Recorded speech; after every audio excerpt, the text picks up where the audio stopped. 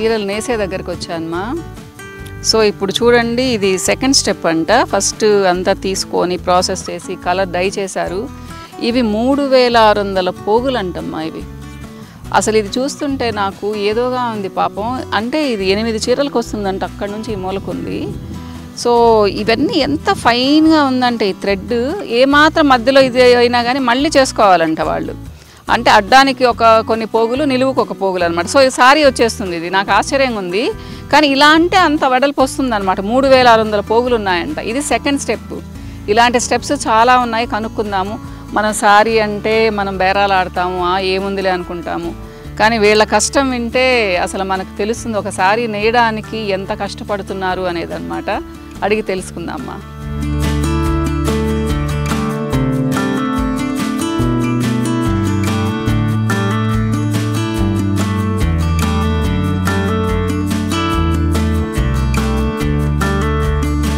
మన పక్కనే ఆంజనేయులు గారు ఉన్నారమ్మా.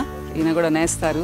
ఈయనను అడిగి మిగతా విషయాలు తెలుసుకుందాం. ఆంజనేయులు గారు, ఇప్పుడు ఇవి 3600 పోగులు అన్నారు, శారీ వస్తుందన్నారు. తర్వాత ఏం చేస్తారంటే ఇట్లనే ఇప్పుడు ఇది పొడుగ్గా ఉంది, నెక్స్ట్ శారీ నేసేటప్పుడు అయితే ఇది పట్టు చీర తయారు కావడానికి 2 భాగాలు మేడం.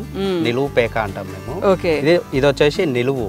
అయితే నిలువు ఏం చేయాలంటే మనం ఎన్ని చీరలు తయారు చేయాలనుకుంటున్నామో అన్నీ మనం ముందే ప్రిపేర్ అయి ఉండాలి. ఇది 7 చీరలకు ఉంది విత్ బ్లౌజ్.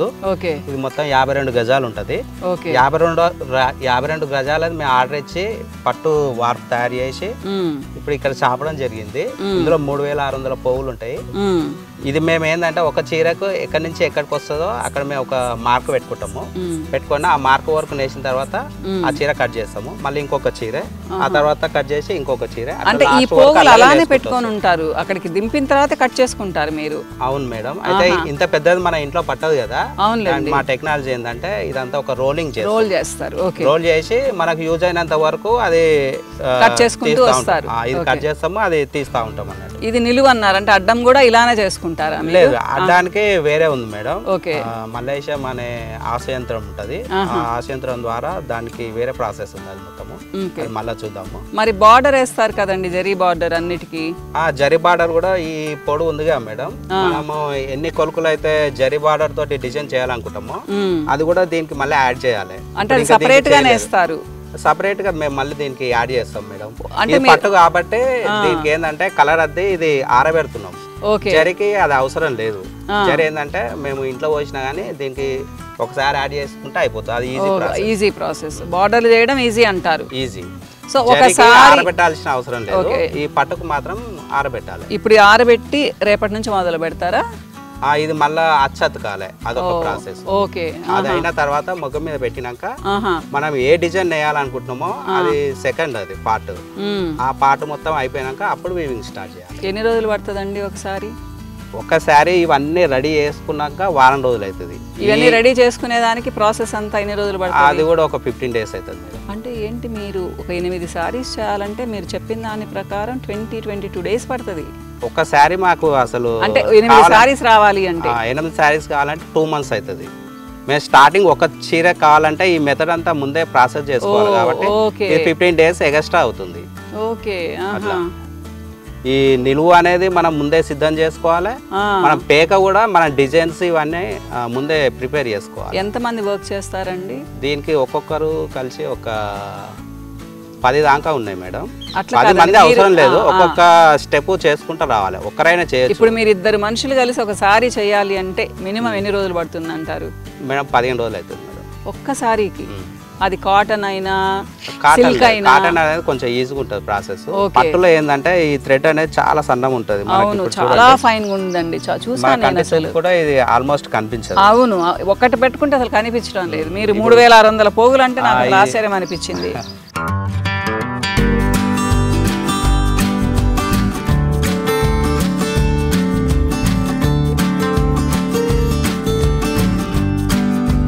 వీరస్వామి గారు చెప్పండి. సో మీరు నేస్తారా అండి సారీస్? మేమే నేస్తామండి.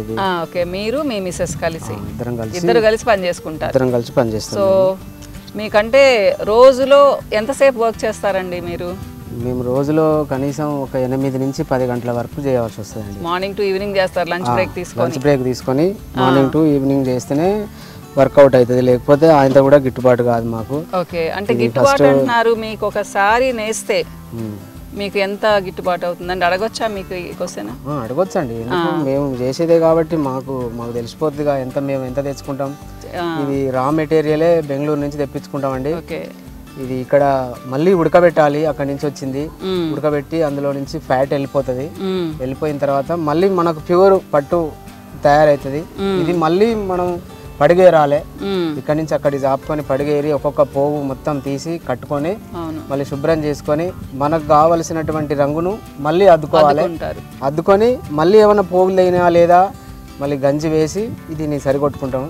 సరికొట్టుకున్న తర్వాత ఈ ప్రాసెస్ అయిపోయిన తర్వాత మళ్ళీ చిట్కీల పని వేరే ఉంటది, అది కూడా మళ్ళీ రా మెటీరియలే వస్తుంది. చిట్కీలు అంటే మీరు అడ్డం అడ్డం కేకమాలు కొంచెం దొడ్డుకుంటది అది కూడా మేము మళ్ళీ మైలా తీసుకుంటాం. మైలా తీసుకున్న తర్వాత అది ఎంత కావాలి అంటే ఒక చీరకు కావాలన్నా 2 చీరలకు కావాలన్నా దాన్ని బట్టి మేము ఆసు పోయించుకుంటాం. పోయించుకున్న తర్వాత ఏ డిజైన్ కావాలనో ఆ డిజైన్ పెట్టి మేము మళ్ళీ చుక్కలు వేయించుకుంటాం. దాని మీద డిజైన్ దీని మీద ఏముండదు ఇక. దీనికి మనకు కావాల్సినటువంటి కలర్ వేసుకుంటాం. ఎక్కడ బార్డర్ ఎంత ఏ కలర్ రావాలనో ఆ దాని ప్రకారం అచ్చతికించుకుంటాము. మధ్యలో ఏ కలర్ రావాలి, బార్డర్కి ఏ కలర్ రావాలి, దాన్ని బట్టి మేము అచ్చతికించుకుంటాం. అతికించుకున్న తర్వాత మళ్ళీ ఈ చిట్కీల పని తయారు చేసుకుని ఆ చుక్కలు వేసుకున్న తర్వాత చుక్కలకు ఆ డిజైన్ కట్టుకుంటాం. డిజైన్ కట్టుకొని ఒక్కొక్క రంగు ఒక్కొక్క చిటికి ఒక 4 రంగులు 5 రంగులు ఉంటాయి. దాన్ని అద్దుకొని మళ్ళీ దాన్ని తీసేసి మళ్ళీ ఎగరగొట్టాలి. అదే ఉంటే నడవదు కదా. దాని మించి ఒక్కొక్క పువ్వుకి ఒక్కొక్క కలర్. ఒకటి పువ్వు ఎల్లో రావాలి, మిస్ప్రింట్ అవుతుంది. ఒక పువ్వు ఎల్లో రావాలి, ఒక చిలక ముక్కు రెడ్ ఉంటది, దాని రెక్కలు పచ్చగా ఉంటాయి. రెక్కలు పచ్చగా రావాలి, ముక్కు రెడ్ గా రావాలి. అంటే దాని ప్రాసెస్ ఒక పచ్చ అద్దిన తర్వాత పచ్చ ఎగరగొట్టుకొని మళ్ళీ రెడ్ అద్దుకోవాలి. మీకు అసలు ఎంత వస్తుంది అనుకుంటున్నారు మీరు? ప్రాఫిట్ చెప్పండి. ఖర్చులు మొత్తం తీసేసి అంటే ఇంకా అవన్నీ ఇంకా కూలి పడుతుంది మేడం. ఇద్దరు కలిసి ఒక 600-700 రోజుకు అంత. అంటే మీ ఇద్దరు కలిసి 700 సంపాదిస్తారు అంతే రోజుకి? అంతే. ఇవన్నీ ఖర్చులు పోవంగా. ఇప్పుడు మెటీరియల్ పోవాలి, దాని నుంచి రంగుల ఖర్చు కావాలి. ఒక్కొక్క తులానికే మస్తు వాల్యూ ఉంటది. రంగులు మనకు కావాల్సిన ఒక్కొక్క రంగు వాల్యూ కూడా వేరే ఉంటది. మార్కెట్కి వెళ్ళిన తర్వాత దాన్ని వాళ్ళ ఇష్టం వచ్చిన రేటుకి అమ్ముకుంటారు. అది మనం తయారు చేయడానికి. కానీ మీరు ఇక్కడ వచ్చి డైరెక్ట్ గా మీరు సేల్ చేసుకోవడానికి ఏమి స్కోప్ లేదు. స్కోప్ ఏమి లేదు. మనకి ఎక్కడది మనం తయారు చేయడానికే అంతే. మళ్ళీ అమ్మాలంటే ఇక షాపింగ్ వేరే ఉంటది. అంతా మనం లేదు, ఇక అంతా మనం పోలేదు కాబట్టి మనం తయారు చేయ మట్టుకే మనం స్తోమత ఉంది అంతే. ఇక అంటే ఒక్కొక్కసారి మాకు వేలల్లో ఉంటుంది, మీకు దానికి తగ్గట్టుగా మీకు ఏమి రాదు. ఎందుకంటే తయారు చేసి ఇచ్చినందుకు మాత్రమే మీకు కూలీ ఇస్తారు అంతే. ఒకసారికి ఇంత ఇస్తారు అంతే. థ్యాంక్ యూ అండి, థ్యాంక్ యూ సో మచ్. నమస్తే.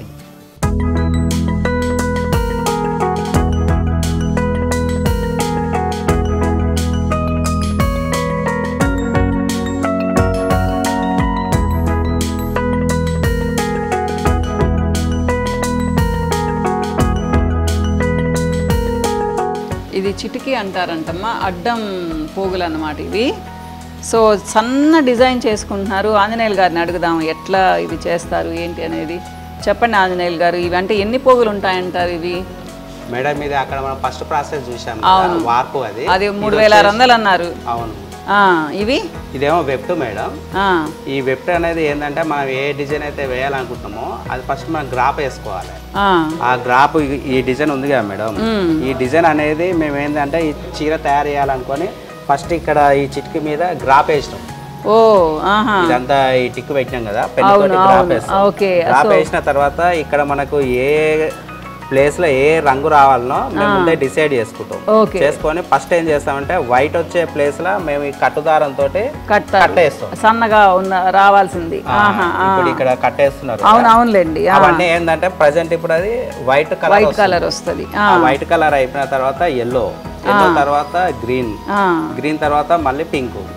ఇట్లా మనకి ఎన్ని కలర్స్ ఉన్నాయో ఈ డిజైన్ లా అన్ని కలర్స్ ఇక్కడ మనము వేసేస్తాం అన్నట్టు.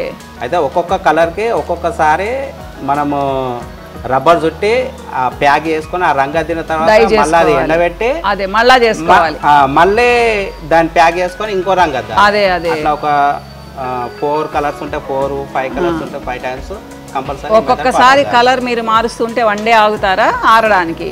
ఆరడానికి ఒక హాఫ్ డే సరిపోతుంది. హాఫ్ డే సరిపోతుంది. ఓకే. సో ఇది మొత్తం మీరు రబ్బర్ బ్యాండ్లు అన్నారు కదా, అవి కూడా ఉందా అండి? మాకు చూపిస్తారా? ఓకే. ఇది ఇప్పుడు ఫస్ట్ ప్రాసెస్. Okay okay. ఇంకో ఆసి యంత్రం మీద ఇంకో డిజైన్ ఇదే డిజైన్ ప్రాసెస్. అవునండి, ప్రాసెస్ ఇంకొంచెం ఫార్వర్డ్ అయింది. చూద్దాం రండి.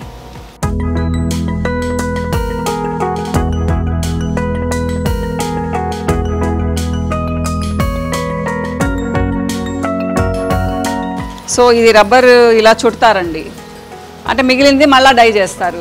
అవును మేడం. ఇప్పుడు మనకు ఏదైతే రంగు అయిపోయిందో ఆ కలర్ మీద ఈ రబ్బర్ చుట్టేస్తాం. అవునులేండి కదా, ట్యాగ్ చేస్తాం. మిగిలిన ఈ ప్లేస్ ఉంది కదా మేడం, అవును అవును, ఇది మళ్ళీ మేము రంగు అద్దుతాం అన్నట్టు. Okay okay. రంగు బాగా వేరే కలర్ వస్తుంది. ఇది పెట్టి కొద్దిసేపు ఉడకబెట్టేస్తే అంతా ఇక్కడ వచ్చేస్తుంది. అవునులేండి.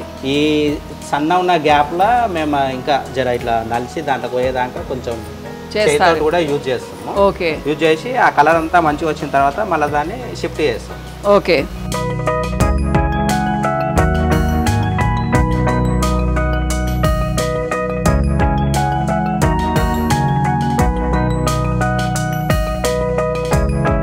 ఇక్కడ వచ్చేసి మనకు ఎల్లో రంగు అయిపోయింది. అవును. ఎల్లో రంగు కంప్లీట్ అయిపోయిన తర్వాత మళ్ళీ దీన్ని ప్యాక్ చేయడం జరుగుతుంది. రబ్బర్ చుట్టూ అదే అదే అవును, ఈ రబ్బర్లు అనేది ఎల్లో మొత్తం ప్యాక్ చేసేస్తాం. ప్యాక్ చేసిన తర్వాత మళ్ళీ దాని తర్వాత గ్రీన్ అనే రంగు మళ్ళీ అద్దడం జరుగుతుంది. అది అయిపోయిన తర్వాత మళ్ళీ ఇంకే కలర్ ఉందో, రెడ్ ఉందా, పింక్ ఉందా, మళ్ళీ అది కూడా ప్యాక్ చేసుకొని మళ్ళీ దానికి ఇంకోసారి రంగు అద్దాలి. సో అట్లా 4-5 సార్లు చేస్తారు. 4-5 సార్లు రంగు అద్దాలి. అదే ఒక రంగు అద్దిన తర్వాత అది ఎండిన తర్వాత మళ్ళీ ప్రాసెస్ స్టార్ట్ చేయాలి. అదే అదే అవునండి, లేకపోతే లీక్ అవుతుంది కదా పక్కకి. ఇప్పుడు పెద్ద డిజైన్లు కట్టడానికి ఈ విధంగా చేస్తే కనీసం 4-5 డేస్ అవుతుంది. ఓకే. ఇది పెద్ద డిజైన్. ఇది ఓకే. ఇది మడతాసు డిజైన్స్ అంటారు మేడం. ఏమండి? మడతాసు. యాక్చువల్గా ఇది మేకింగ్ అనేది కొంచెం తక్కువ ఉంటుంది. శారీ కూడా ఇది కాస్ట్ ఎక్కువ ఉంటుంది. ఓకే.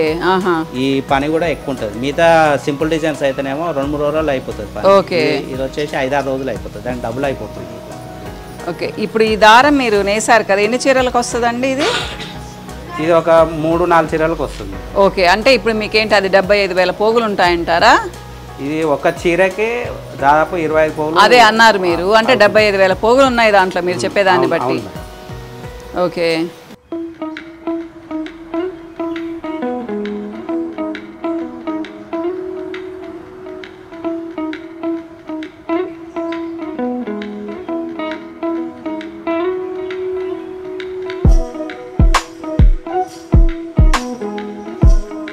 మేడం ఇప్పుడు ఈ చిట్కి రబ్బర్ చుట్టి కట్లది రంగులు అద్దినాం కదా, ఈ చిట్కి అనేది అయిపోయింది. కలర్ఫుల్ గా ఉంది అందుకని బాగా. ఓకే. ఇప్పుడు ఈ చిట్కి మొత్తం కంప్లీట్ అయిపోయింది కదా. తర్వాత మనం మొగ్గ మీదకి ఎక్కడానికి ముందు ఇట్లా పాయలు తీసేసుకోవాలి. ఓ అట్లా రోల్ చేసుకుంటారంతా. ఆ విధంగా తీసేసుకొని వీటిని మళ్ళీ కండలు చుట్టుకోవాలి. అంటే ప్రాసెస్ అనేది మొగ్గం కాడ ఉంటుంది. కండల మీద రోలింగ్ చేసుకొని నాడ మీద పెట్టి మళ్ళీ అది వీవింగ్ చేయాలి. అది తర్వాత ప్రాసెస్. ఇప్పుడు ఈ చిట్కి కంప్లీట్ అయిపోయినాక ఈ పోగులు అనేది మనం కేర్ఫుల్గా ఇట్లా తీసేసుకోవాలి. అదే అదే తీస్తున్నారు కదా.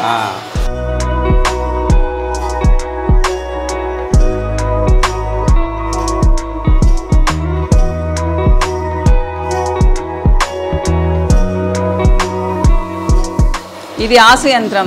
ఆంజనేయులు గారు మలేషియం కనిపెట్టింది ఇదేనా? అవును మేడం. ఆ సినిమాలో చూసాం, అంతకుముందు చాలా కష్టంగా ఉండేది పని, ఇది వచ్చిన తర్వాత మీకు చాలా ఈజీ అయిపోయింది. చాలా ఈజీ అయిపోయింది మేడం. నిజమేనంటారా? నిజమే మేడం. ఇది మలేషియం కనిపెట్టినటువంటి ఆసు యంత్రము. ఇది రాకముందు మాకేంటంటే చాలా కష్టంగా ఉండేది. ఓన్లీ ఈ యొక్క చిటికి పోసే ప్రాసెస్ జరగడానికి 2 రోజుల టైం పట్టేది. అది కేవలం ఒక లేడీస్ మాత్రమే చేసేది ఆ పని. అయితే ఒక్కొక్క చీర చిట్కి కట్టడానికి 2 రోజులు అట్లా వెయిట్ చేయడం వల్ల కూడా ఈ ప్రాసెస్ అనేది చాలా లేట్గా అయిపోయేది. అయితే ఇప్పుడు ఈ మల్లేశం అనే వ్యక్తి ఈ మిషన్ కనిపెట్టడం వల్ల మాకు చాలా తొందరగా ఇది అయిపోతుంది. ఒక 4-5 గంటలలో ఈ ఒక పని అయిపోతుంది. దీనికి మళ్ళా మాన్యూజ్ అనేది లేకుండా ఈజీగా అయిపోయింది. దీనివల్ల మేము చీరలు కూడా ఎక్కువ ప్రొడక్ట్ చేయడానికి ఒక అవకాశం కలిగింది.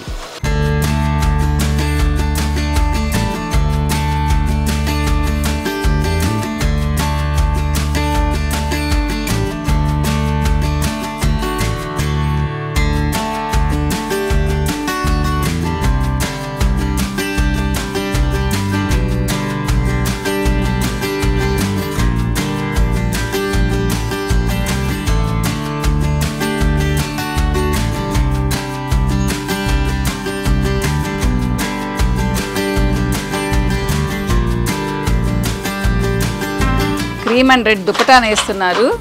బ్యూటిఫుల్గా ఉంది చూడండి. ఎన్ని మీటర్స్ ఉంటుంది ఆంజనేయులు గారు ఇది దుపటా? మేడం 2.5 ఉంటుంది మేడం. 2.5 ఉంటుంది. చాలా బాగుంది. అయితే అక్కడ చిట్కి మీద మనకు ప్రాసెస్ మొత్తం అయిపోయిన తర్వాత మొగ్గం మీదకి వస్తుంది మేడం. Okay okay. అదొక హ్యాండ్లూమ్ స్టెప్. ఇది సెకండ్ స్టెప్. ఇది లాస్ట్ స్టెప్ అంటారా? ఈ మొగ్గం కూడా హ్యాండ్లూమే మొత్తం. అదేలేండి. అంటే ఇంకా ఫైనల్ గా ప్రోడక్ట్ వచ్చేస్తుంది కదా మనకి? వచ్చేస్తుంది. యాక్చువల్ గా ఏంటంటే కంచి ధర్మం అక్కడ శారీస్ లా ఓన్లీ మొగ్గం మీదనే హ్యాండ్లూమ్ అనేది ఉంటుంది. మన ఇక్కడ డిజైన్స్ వచ్చేసరికి ఏమవుతుంది అంటే మన చిట్కి అనేది సపరేట్ హ్యాండ్లూమ్. మీ టెక్నిక్ అది పోచంపల్లి టెక్నిక్. అది హ్యాండ్లూమ్ తో చేసిన తర్వాత మళ్ళీ డబల్ హ్యాండ్లూమ్ అయిపోతుంది. అదే ఇక్కత్ అనేది. ఇక్కడ ఈ ఇక్కత్ డిజైన్ అనేది పోగు మ్యాచింగ్ చేసుకుంటా ఈ డిజైన్ క్రియేట్ చేసుకోవాలి. అది మనం సరిగ్గా చూసుకోలేదనుకో డిజైన్ అనేది చెదిరిపోతుంది. అవునులేండి, జాగ్రత్తగా చేయాలి ఏదైనా మ్యాచ్ చేసుకుంటా రావాలి. అంతే కదండి.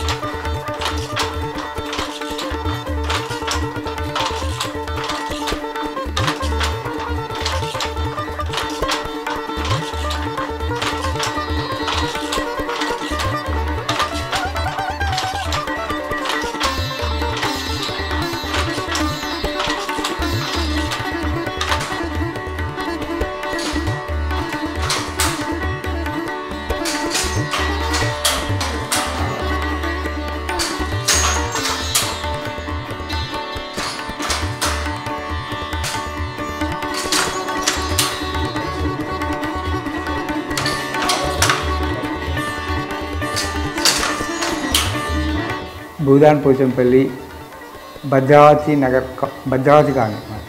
మేము పద్మశాలీలం. నేను ఈ మొగ్గం నేయబట్టి నాకు 16వ ఏట నుంచి మొగ్గం నేస్తున్నా. కనీసం ఇప్పుడు 47 సంవత్సరాలు అవుతుంది నేను నేయబట్టి. నాకు 3 బిడ్డలు 1 కొడుకు. ఈ వృత్తినే కొనసాగుతున్నా. నేనైతే ఇప్పుడు ప్రస్తుతానికి తయారు చేసుకొని నేస్తున్నా. ప్రస్తుతానికి ఇక దక్కుతుందా అంటే ఇక మాకు తిండికి సాగు లేదు, 10 రూపాయలు మిగిలేదు గంటి. పుట్టకైతే వెళ్తుంది చేసుకుంటే, కానీ సంపాదన మాత్రం లేదు. ఏమైనా ఖర్చులు వచ్చినా చేసినా పక్కింటికి పోయి బదిలాడుకొచ్చుకోవాల్సిన పరిస్థితి ఉంది ఇప్పటి పరిస్థితి. లేరయ్యా, మా పిల్లలు మాత్రం ఈ వృత్తిలో ఏం లేదు. ఈ 3 ఆడపిల్లలు ఒక్కడే కొడుకు. మామూలుగా కొడుకు జాబ్ చేసుకుంటున్నాడు. ఈ వృత్తిలో ఏం ఉంచలే, ఏం లేదు. ఇక కష్టం అవుతుంది. ఇక కష్టం ఉన్నదని చెప్పి ఆ పిల్లాన్ని తీసుకొచ్చి ఈ కష్టంలో పడేస్తే కుదరదని ఇక చిన్నపాటి జాబు తెప్పించుకొని అక్కడనే చేసుకుంటే.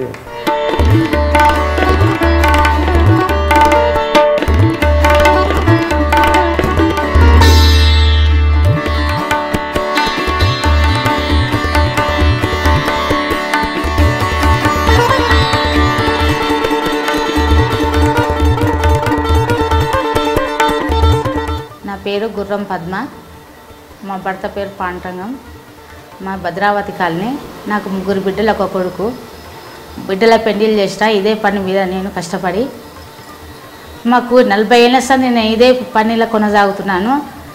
ఎట్టి పరిస్థితులు నాకైతే ఏమీ మాకు సంపాదించుకునే లాభం లేకుండా ఉన్నది. ఇకనైనా ఇంకా ఏమన్నా లాభం వస్తే అనుకున్నా కూడా ఇళ్ళనే కొనసాగుతూ ఉన్నాము. ఏం లాభం లేకున్నా కూడా మేము ఇళ్ళనే ఉంటున్నాము.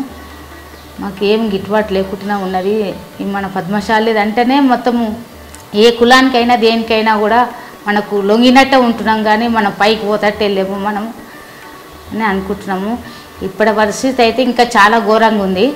మా పిల్లలకైతే రావద్దు అని ఆలోచన చేసుకున్నాము, బయటకు పంపించినాము, వాళ్ళు చేస్తున్నారు. ఇంకా విషయాలు అని అంటే ఇక మనకు అనుకునే అయితే ఏమైతే లేవు. వేరే దారిలో పోదామన్నా మనకైతే రాదు. ఈ పని తప్పించి ఇంకో పనికైతే వెళ్ళలేము. మనం ఇళ్ళనే ఉన్నాము, ఇళ్ళనే మునుగుతున్నాము, ఇళ్ళనే లేస్తున్నాం. మనమైతే ఏమి సంపాదన అయితే కనిపిస్తలేదు.